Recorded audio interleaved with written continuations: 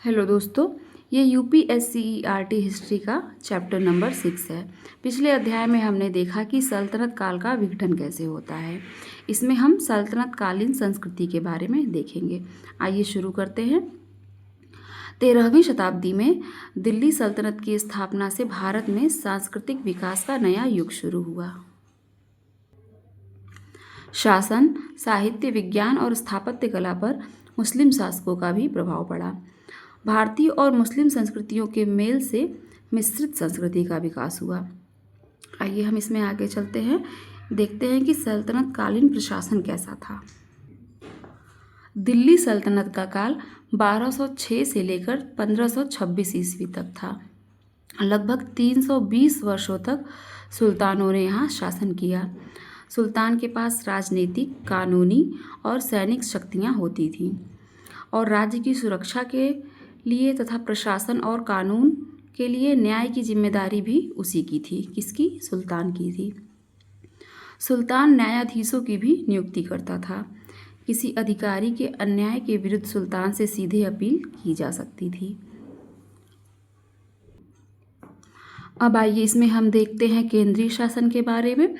केंद्रीय शासन में सुल्तान सर्वोच्च अधिकारी होता था। सेना का सबसे बड़ा अधिकारी भी सुल्तान ही होता था। युद्ध, संधि और न्याय से जुड़े अंतिम निर्णय सुल्तान करता था और प्रशासन में सहायता के लिए मंत्रियों की नियुक्ति भी की जाती थी। मंत्रियों की संख्या अधिकतर और कर्तव्य सुल्तान की इच्छा पर निर्भर करते थे। मंत्रियों की संख्या, उनके अधिकार और कर्तव्य समय समय पर सुल्तान परिवर्तित करते रहते थे। अब आइए हम देखते हैं प्रांतीय शासन के बारे में। देश को कई प्रांतों में बांटा गया था। पहले प्रांत को इक्ता और बाद में विलायत कहा गया। पहले प्रांत को क्या कहा जाता था? इक्ता, और बाद में इसका नाम विलायत पड़ जाता है। प्रांत का अधिकारी पहले इक्तादार तथा बाद में मुफ्ती या वली कहलाता था। उसकी नियुक्ति सुल्तान करता था और वह उसी के प्रति उत्तरदायी भी होता था। प्रांत में कानून व्यवस्था बनाए रखने की उसकी जिम्मेदारी होती थी। उसके अधीन घुड़सवार, सैनिक और फौजी दोस्त रहते थे। वह अपराध संबंधी मामलों में न्यायाधीश का कार्य भी करता था। क्या करता था? अपराध संबंधी मामलों में वह न्यायाधीश का कार्य करता था। प्रांतों में काजी तथा सद्र नियुक्त किए जाते थे। कई बार एक ही व्यक्ति दोनों पदों पर कार्य करता था। काजी दीवानी मामलों में न्याय करता था और सद्र जो था वो धार्मिक अनुदानों और धार्मिक कार्यों की देखरेख करता था। फिर क्या होता था कि प्रांतों के नीचे जिले होते थे और जिले को शिक या सरदार कहा जाता था। जिले को क्या कहा जाता था? शिक या सरदार कहा जाता था।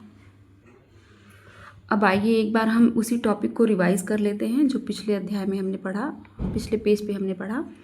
दिल्ली सल्तनत का काल कब से कब तक रहता है? 1206 से लेकर 1526 ईस्वी तक। और सुल्तान के पास राजनीतिक, कानूनी और सैनिक शक्तियाँ होती थीं। केंद्रीय शासन में सुल्तान सर्वोच्च अधिकारी होता था। पहले प्रांतों को क्या कहते थे? इक्ता, और बाद में इन्हें विलायत कहा जाने लगा। जो प्रांतीय अधिकारी होते थे वे इक्तादार, मुफ्ती या वली कहलाते थे। काजी न्याय का कार्य करता था और सद्र जो था वो धार्मिक कार्यों की देखरेख करता था। जिलों को शिक या सरदार कहा जाता था तथा भारतीय और मुस्लिम संस्कृति के मेल से ही मिश्रित संस्कृति का विकास हुआ। जिले के अधिकारी को शिकदार कहा जाता था, हमने देखा, और वह जिले का मुख्य कार्यकारी अधिकारी होता था। राजस्व वसूली में सेना को क्या करता था? सहायता प्रदान करता था। और प्रत्येक शिक में एक भू राजस्व अधिकारी भी होता था और इसे ही आमिल कहते थे। क्या कहते थे? भू राजस्व अधिकारी को आमिल कहते थे। और शिक में फौतदार जो कि कोषाध्यक्ष का कार्य करता था। फौतदार ये क्या करता था? कोषाध्यक्ष का कार्य करता था। अब आइए हम देखते हैं स्थानीय शासन कैसा था। प्रशासन की इकाइयाँ क्या थी? सबसे पहले साम्राज्य था। साम्राज्य प्रांतों से या इक्तों से बना होता था और ये जिला या जिसे सिक या सरकार कहते थे, इससे फिर परगना और सबसे छोटी जो इकाई होती थी वो ग्राम होती थी। आइए हम देख लेते हैं स्थानीय शासन के बारे में। प्रत्येक शिक को परगनों में बांटा जाता था और गांवों के समूह को क्या कहते थे? परगना। जो शिक था यानी जिला, उसे परगनों में बांटा जाता था और गांवों के समूह को परगना कहते थे। प्रशासन की जो सबसे छोटी इकाई थी यानी जो सबसे निचले स्तर पे इकाई थी वो गांव थी। गांव का मुखिया मुकदम या चौधरी कहलाता था। गांव के मुखिया को क्या कहते थे? मुकदम या चौधरी कहते थे।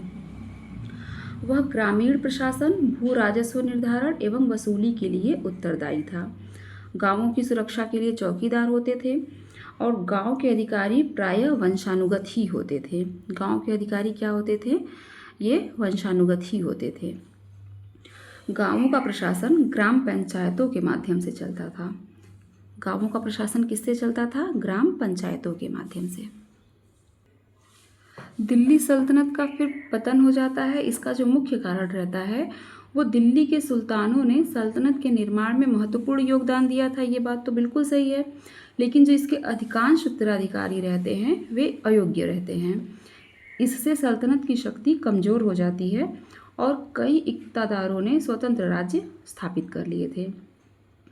प्रमुख राज्य जो स्वतंत्र हो गए थे उनमें थे जौनपुर, बंगाल, मालवा, गुजरात, कश्मीर, मेवाड़।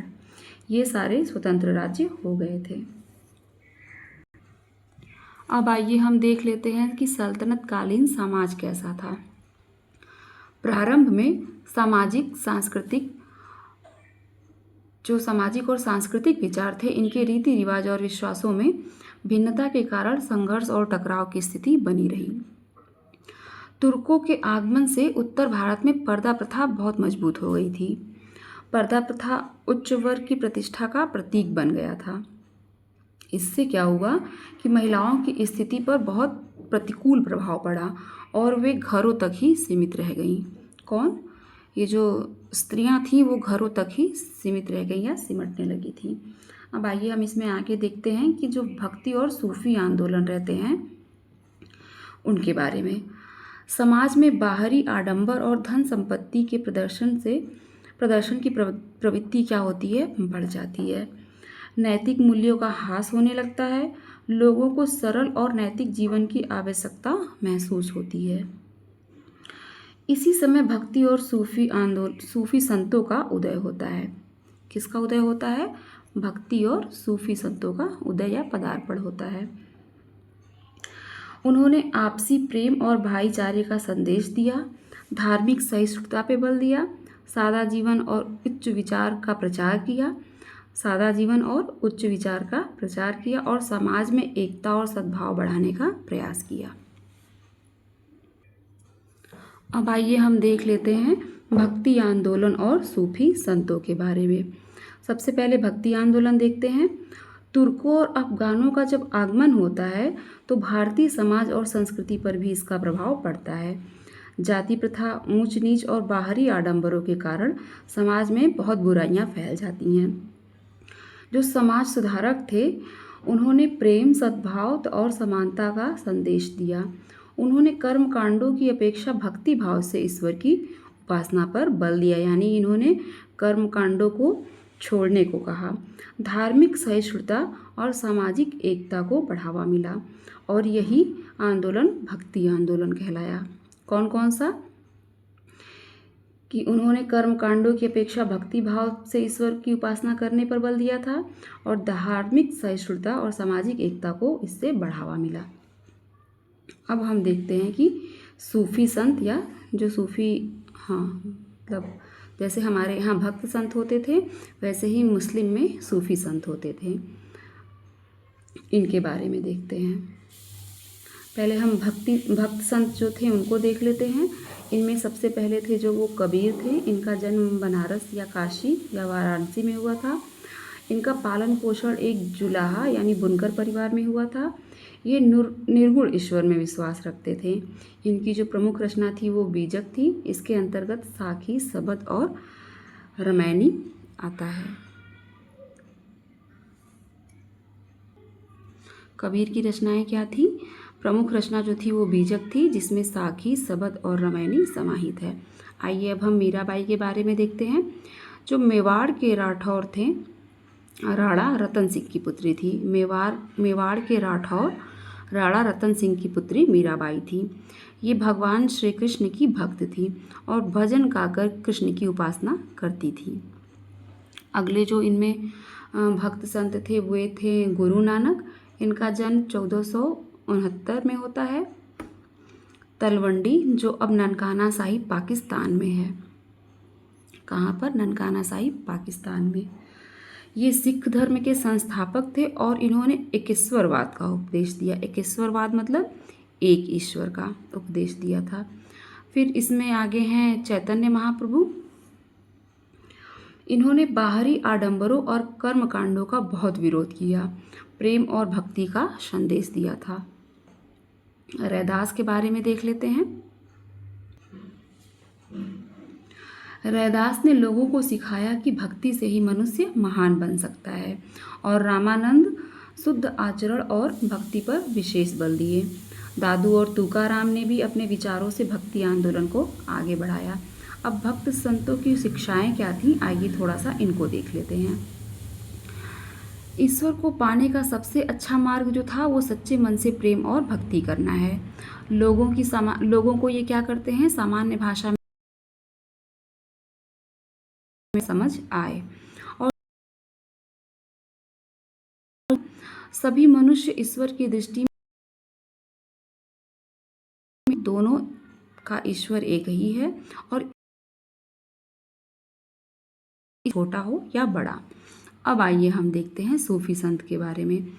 अभी तक हमने भक्त संत के बारे में देखा, अब आइए हम सूफी संत के बारे में देखते हैं। जैसा कि हमने देखा कि भक्त संतों की ही तरह कई मुस्लिम संत भी थे और यही सूफी संत कहलाए। सूफी संत प्रेम, भाईचारे और मानवता में विश्वास रखते थे, विरोधी थे।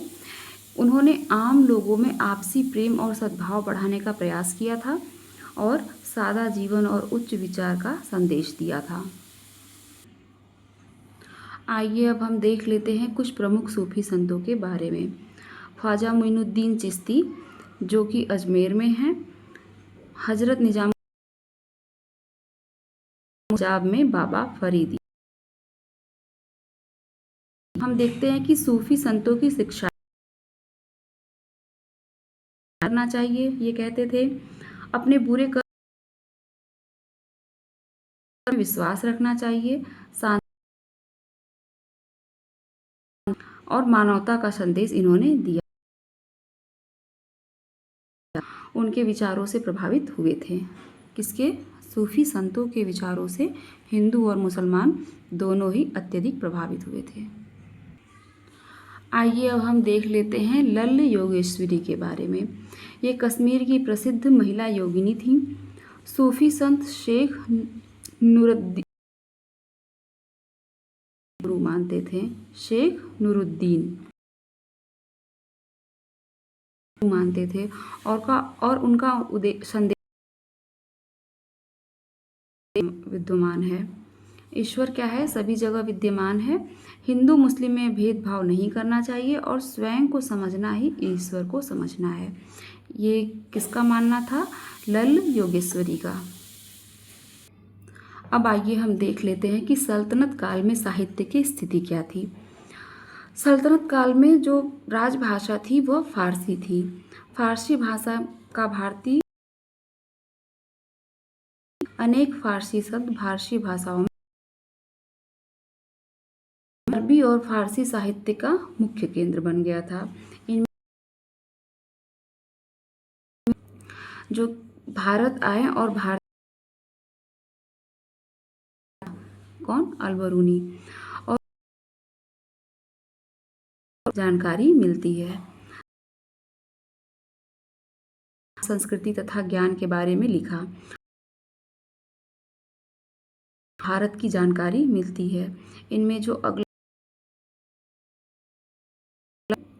इन्हें फारसी साहित्य के महान विद्वान और कवि से ये अत्यधिक प्रेम करते थे, लोगों की प्रशंसा की है और उन्हें भारत का तोता भी कहा जाता है। भारत का तोता किसे कहा जाता है? अमीर खुसरो को।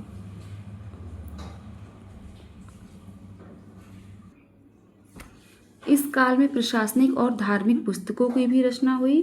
इनमें से जो प्रमुख ग्रंथ थे वे थे हम्मीर रासो,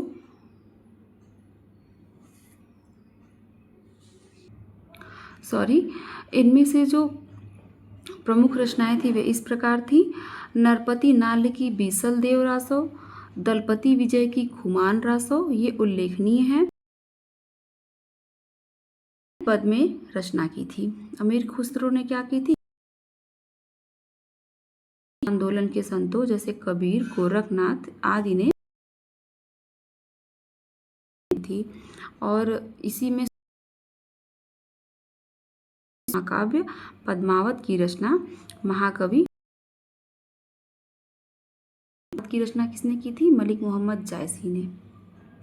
और खुमान रासो की दलपति विजय ने और बीसल देव रासो की नरपति नाल ने। अब आइए हम इस काल की स्थापत्य कला के बारे में देखते हैं।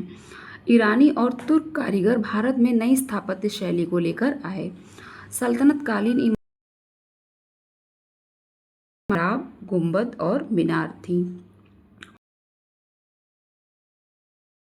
और भवनों पर घुमावदार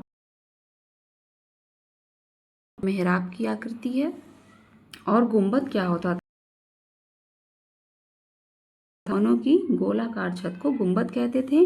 और मीनार किसे कहते थे? मस्जिदों के पास बनी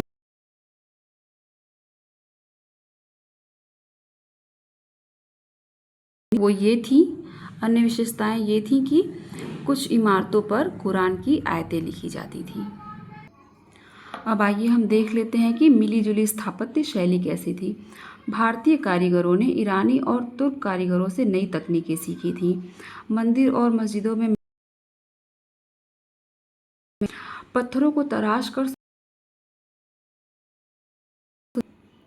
इससे भारतीय और मुस्लिम स्थापत्य कला का मिश्रित रूप विकसित।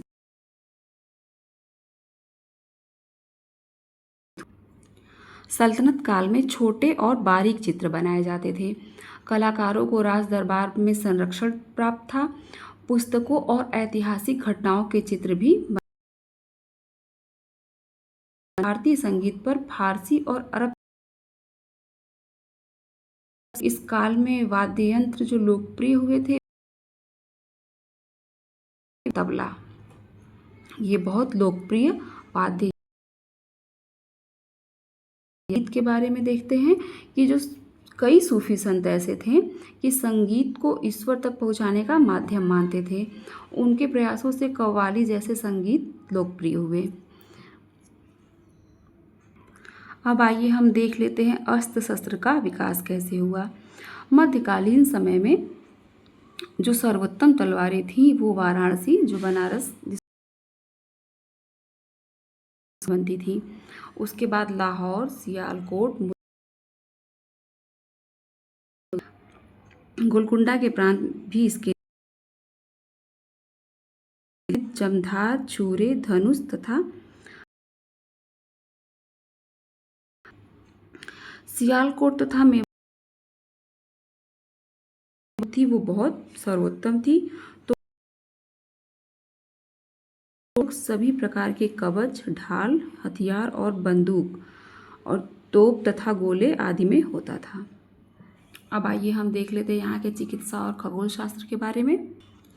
सल्तनत काल में आयुर्विज्ञान और खगोल विद्या जैसे कुछ विषयों में अनुसंधान के लिए सुल्तानों तथा अमीरों को संरक्षण प्राप्त था। बर्नी ने अपनी पुस्तक बर्नी की पुस्तक तारीख ए फिरोजशाही में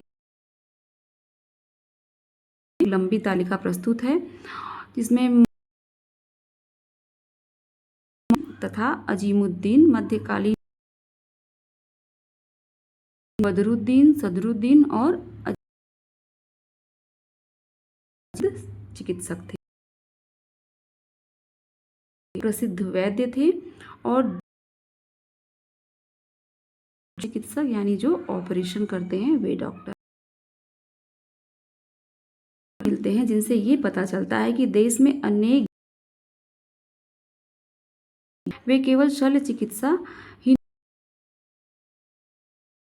अंग होते हैं उन्हें भी बनाकर लगाते थे। वे काट कर पथरी भी निकाल देते थे और मोतियाबिंद भी समाप्त कर देते थे।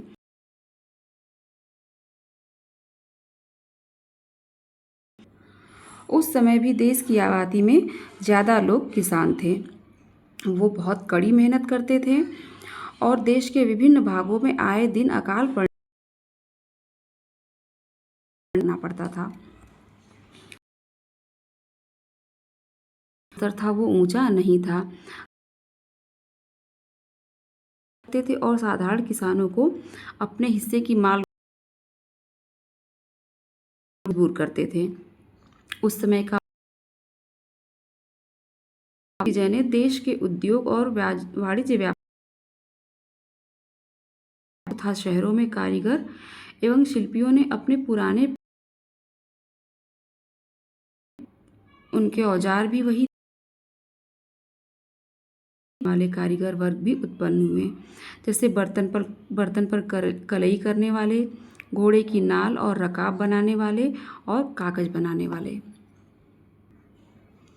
इसके अतिरिक्त कई शाही कारखाने भी थे जो फारस देश के तकनीक के अनुसार दिल्ली के सुल्तानों द्वारा स्थापित किए गए थे। इन कारखानों में राज्य जरूरत की चीजें ही बनाई जाती थी। सुल्तानों ने चांदी के टंके और तांबे के जीतल की विकास शुरू हुआ, जिससे शहर और शहरी जीवन रात के शहर अपने उत्तम कपड़ों तथा बंगाल का सोनार गांव ढाका बहुत विख्यात थे। वह परिवर्तन आया। 13वीं से 14वीं शताब्दी में चरखे का चलन शुरू होने से कपड़े का उत्पादन फारस की खाड़ी के आसपास के देशों के साथ होने वाले व्यापार में जमी हुई थी। पेड़ पौधों और खनिज से प्राप्त विभिन्न रंगों की रंगाई की जाती थी और उस काल में भारतीय कपड़े जो थे वो चीन में भी निर्यात किए जाते थे। इस काल में जो अंतर्राष्ट्रीय व्यापार था वो जल और थल दोनों मार्गों से किया जाता था। भारत कुछ वस्तुओं का निर्यात करता था, इसमें थे चर्म और धातु से बनी वस्तुएं और फारसी। भारत पश्चिमी एशिया से जिसमें साटन आदि होते थे और चीन से कच्चा रेशम और चीनी कुछ चीजें निर्यात भी करता था और कुछ के यातायात के बारे में देख लेते हैं। यातायात और संचार का विकास हुआ। उस समय लोग परिवहन के साधनों के रूप में कूलियों, जानवरों और परंपरागत बैलगाड़ी का इस्तेमाल उन दिनों खूब होता था और सवारी के लिए घोड़े,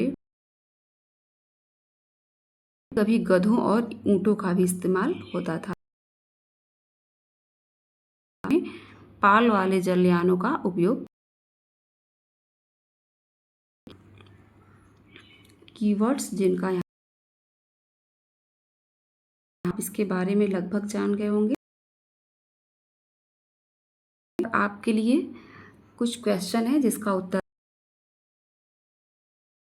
2 क्वेश्चन हम आपसे करेंगे। वो क्या थी? सल्तनत काल में इमारतों की जो 3 प्रमुख विशेषताएं थी उनका आप नाम बताएंगे।